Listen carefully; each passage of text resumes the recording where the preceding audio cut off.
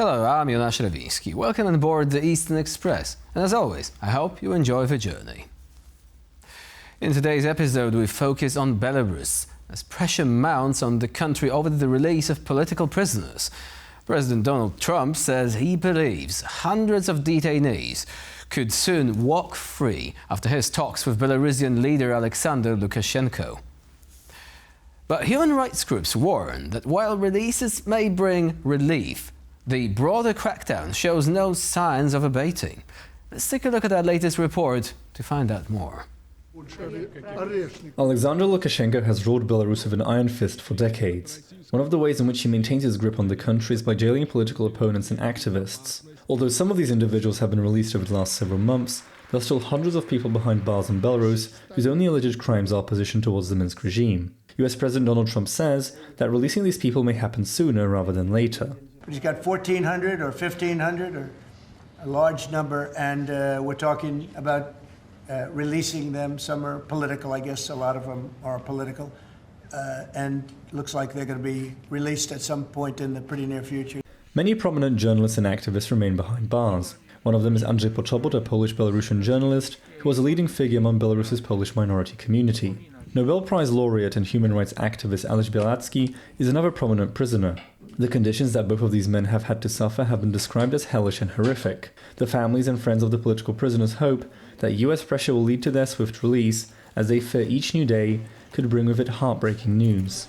Although Belarus has been condemned for taking political prisoners for many years, the situation sharply deteriorated in the wake of the 2020 Belarusian presidential elections. Thousands of Belarusians took to the streets calling for new elections as they believed the vote had been rigged, an opinion shared by several Western nations. Belarusian authorities brutally cracked down on these demonstrations, arresting thousands of innocent people. And now it's time to zone in on the explaining portion of our show. There are high hopes that US President Donald Trump will secure the release of hundreds of Belarusian political prisoners. His latest statement on the matter is not the first time in recent weeks that Trump has alluded to this goal being achievable. Soon after his release, former Belarusian presidential candidate and political prisoner Serhiy Tsikhanouski called on Donald Trump to help release the men and women still held by the Belarusian regime. A couple months later, right before his meeting with Russian President Vladimir Putin in Alaska, Trump said that he had spoken with Alexander Lukashenko via phone call and had discussed the issue of political prisoners being held by the regime. Although this call raised hopes that the release of the prisoners could be possible in the near future, it also raised some eyebrows. This is because until that call, Lukashenko had been shunned and isolated by Western leaders. The conversation was a diplomatic breakthrough which some perceived as a legitimization of Lukashenko as Belarus's head of state on the international stage. Nonetheless, many observers believe that securing the release will be borderline impossible without direct pressure from the US president on the Minsk regime. It seems that if Lukashenko's international recognition by the United States is the price that will have to be paid for the prisoner's freedom, then many seem willing for it to be paid. Very deep negotiation. And now we're zooming in on Minsk to explore the issue in greater detail. President Donald Trump says he expects Belarus will soon release a lot of the roughly 1,400 political detainees still held in the country. He made that comment on the 5th of September, following his recent phone call with Belarusian strongman leader Alexander Lukashenko. The US president has described the release of political prisoners as the central issue in his talks with Minsk, framing it as a humanitarian step that could open diplomatic doors while avoiding thornier geopolitical disputes. Rights groups, however, caution against too much optimism. The Vyasna Human Rights Center has documented nearly 1,200 people it considers political prisoners, most detained since the disputed 2020 election that handed Lukashenko a sixth term and sparked mass protests. In the past 5 years, more than 8,500 Belarusians have faced politically motivated charges, and over 1,700 have been sentenced. Some prominent figures remain behind bars. Opposition leader Maria Kolesnikova is serving an 11-year sentence after she resisted being forced into exile. Her family says recent US engagement has raised hopes that she and others could be freed. Earlier this year, activist Serhiy Tsikhanouski was among about 20 detainees released by the regime of Alexander Lukashenko. But while dozens have been pardoned, more continue to be arrested, a cycle that observers say underscores ongoing repression rather than systemic change. A coalition of NGOs, including Nobel laureate Svetlana Alexievich, is now rallying international support under the banner Release Now, urging Minsk to free all political prisoners immediately. For many families, each release is a glimmer of hope. But as one rights defender put it, unless the arrests stop, freedom for some may simply be a tactical move, not the end of the political crisis in Belarus. And now here to shed more light on the issue is Valery Tsepkalo, founder of the Forum of Democratic Forces of Belarus. Welcome to TVP World. Hello. Do you think we can really expect a breakthrough when it comes to the political prisoners who are still being held by the Lukashenko regime? Well, we all hope so. And in fact, within the last 5 years, this was our top priority. To release all political prisoners, to release all of them, all of those people who stood for free and fair democratic elections in the Republic of Belarus. And in fact, this was and this is the only fault that they have. And this is the reason why the criminal charges were imposed on them. So our idea is that finally we have a leader of the democratic world who would sincerely like to be involved in this particular very, very sensitive political issue. And this leader is, as you know, is Donald Trump. So this is the positive side, right? And some analysts have also pointed out that this is a highly symbolic move, that, the question of political prisoners has been put firmly on the agenda there. But aren't you concerned that Lukashenko could be trying to play a game there, that he might be trying to perhaps extract some sort of concessions in exchange? And if so, what could those concessions be? What does Lukashenko want to achieve here? Yeah, that's a very good question. First of all, we have to understand why this is happened, because I would like to get back a little bit to the history. We were able to mobilize the position of 75 Nobel laureates who wrote first the letter to Lukashenko to ask him to release political prisoners, because you know that one of their colleagues, Ales Bialyatsky, is still kept behind the bars in Belarus. But at that time, Lukashenko didn't react. So we repeated our position with Nobel Prize laureates of February this year with the letter addressed to Donald Trump. But as we know, Donald Trump was busy, and with the inauguration and all this, the establishment of new government. So he didn't notice probably this address that came from the Nobel laureates. But when he was flying to Alaska to meet with Putin, we wrote him a letter directly from Belarus Democratic Forum asking him to raise this issue with the Russian leader. And, if it would work, if he would do that, for Putin, it's just peanuts to solve this problem, because Lukashenko is completely dependent on Putin. So we wrote him a letter, and in 2 hours after we sent the letter to him, he was on the flight. And you know that when he was on the flight, the distance between the staff and the president is getting much closer because it's in the airplane. So they immediately reported him our proposal. And we, in that proposal, not only asked him to raise this question with Putin, but also we said that if he would be able to release political prisoners, we can speak on behalf of Nobel laureates that they will nominate, and we also, as a Belarus Democratic Forum, we will nominate him for the Nobel Peace Prize, because he would be able to solve the largest humanitarian crisis, or probably one of the largest humanitarian crises after the Second World War.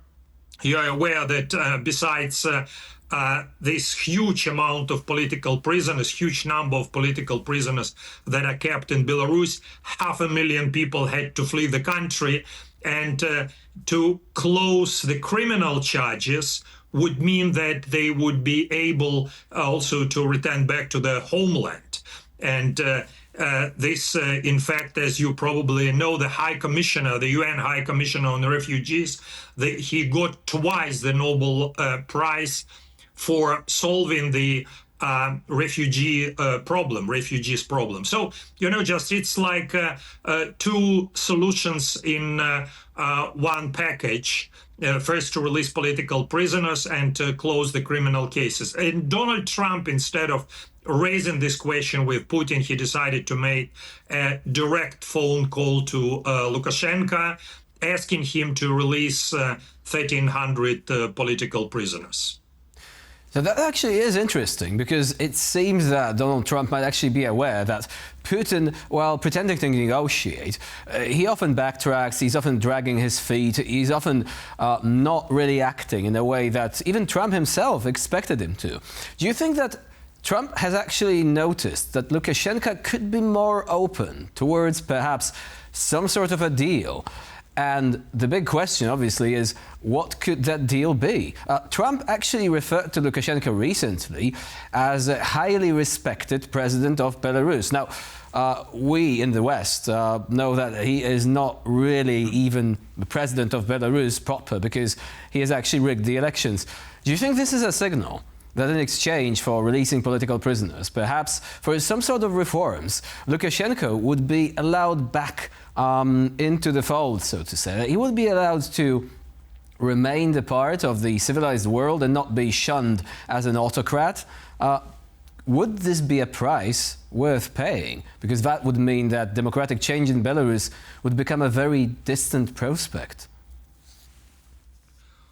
Well, there are two approaches as far as we understand. The first approach, when you deal with such type of people, is that you can use carrot or you can use stick, or you can combine. In fact, in one situation, you can use a carrot, and another you can use a stick.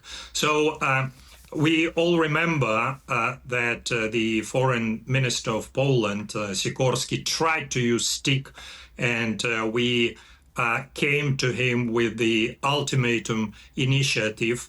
The initiative was to close down the cargo traffic through Belarus or through Poland, coming mostly from the People's Republic of China. And if this threat would be fulfilled, then Lukashenko would definitely release political prisoners at that time. But we don't know what happened. The Poland side stepped back, and this threat was never fulfilled in a full scale. So do you think that Lukashenko might be trying basically this sort of trickery to stay in power longer by promising things that he will not deliver? Well, the thing is that, we have to accept reality, unfortunately. And that I was running for the presidential post in 2020 and was the second front runner during the presidential elections. And this was the reason why I was banned, just for the registration and to appear on the ballot list. He took me, Viktor Babaryka, and Sergei Tikhanovsky from the race. We definitely want our country to be reformed. We definitely want our country to be open to investment. We definitely want our country to be democratic. And that was, in fact, our agenda in 2020. And that is still our agenda. But we have to accept the reality. The reality is that he completely now controls the situation inside the country. We understand that sanctions now that are imposed on Belarus, they work predominantly against Belarusian people. not against the regime, because Lukashenko can take his plane or his kids, his family members, they take the plane and they can, with their private jet, they can fly to wherever they want to fly. And, this is basically the problem that we have. And, just the banking accounts, of ordinary Belarusians, the banking account of small and medium-sized businesses that are not dependent on Lukashenko also are banned. Belarusians cannot do that. However, just with goods that are completely under the control of the Lukashenko family, because it's huge volumes, it's about billion-dollar business, like, for instance, wooden chips or potash, or oil and gas products, then banking accounts for these particular products can be opened, because it's big businesses involved, and big business in the hands of the dictator. So it appeared to be now that all the sanctions that are imposed on Belarus are imposed on the people who protested in 2020 against forged elections, who were staying for free and fair elections 5 years ago and after that. So there should be definitely some concessions. We don't know what particularly Lukashenko would like to have, but what is necessary to do, at least to lift the sanctions against Belarusians, so allowing them to open banking accounts, well, probably, just via how it's this Q&A procedure, know your customer procedure, and maybe, if the guy is supporting the suppressive civil society, his banking account should not be, or her banking account should not be open. Like Americans now, they monitor, just for Europeans that are willing to go to the United States, they monitor their Facebook accounts. So they see if, people are democratically oriented, or just, they have different visions. Though, if this is applied against, in case of Europeans, why it cannot be applied in case of Belarusians to open the account and to give a visa, as a matter of fact? Because visa, when I used to be in Belarus, when I could live in Belarus, the cost of visa was 35 euros, and now it's 350 euros, just the cost of visa and all the procedures that are involved, the services that are involved to get this visa, and the lines, the lines. You are in Poland, you know how long the lines for Belarusians to cross the border. Again, just recently, just 1 or 2 weeks ago, Lukashenko's senior son, he took a private jet and flew to Turkey for a couple of weeks, just with his family to enjoy his life, to have a vacation, and so on and so forth. But Belarusians cannot fly, and this is, in fact, should be changed, I believe. But, just Donald Trump, from one viewpoint, he definitely lifted Lukashenko by saying a lot of good words about him. However, he also told the truth. He also said that, fortunately, 16 hostages were released. So, when a terrorist took hostages, the negotiations are taking place with these terrorists. It's not necessarily that you started from a stick.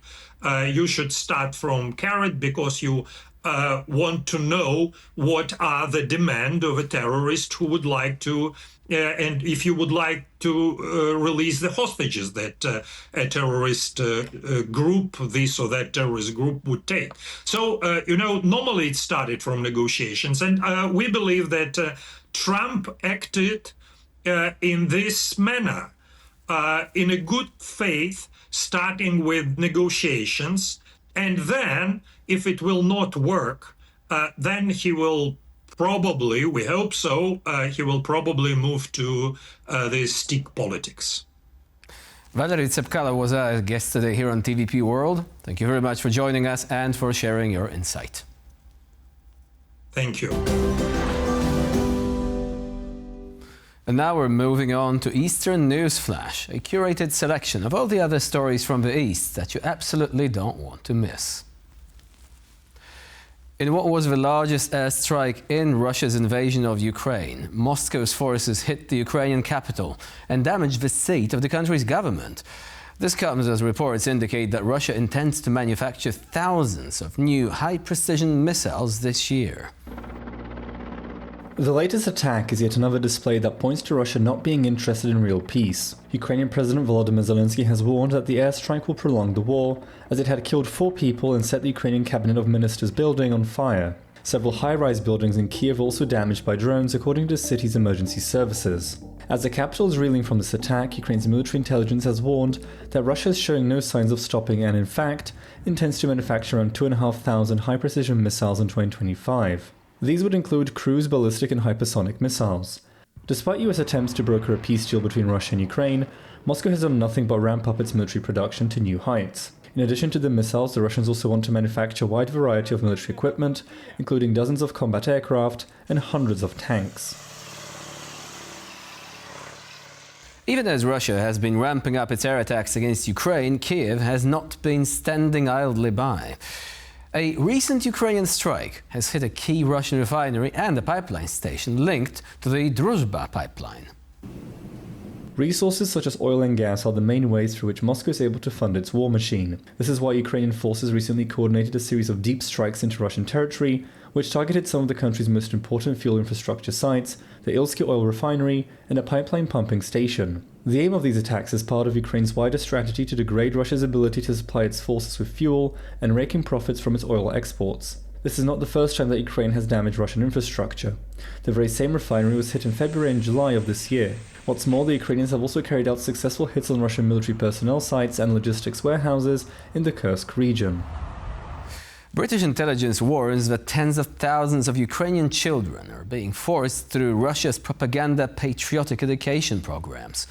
The programs are meant to indoctrinate youth to worship the Russian army and hold anti-Western and anti-Ukrainian views. According to reports by British intelligence, Russia has been carrying out a systematic propaganda campaign in the occupied parts of Ukraine, which targets Ukrainian youth. As part of this campaign, Ukrainian children are taught military skills and are being indoctrinated with pro-Russian propaganda. The Russian Ministry of Education says that the program is meant to combat alleged extremism and has even claimed that the use of the expression "glory to Ukraine" to be an indicator of said extremism. There are also reports that Russian authorities are transporting children from the occupied territories deep into Russia and to isolate them and for them to receive this so-called patriotic education. And for this episode of Eastern Express, it's the end of the line. Please stay with us here on TVP World for more latest news and updates.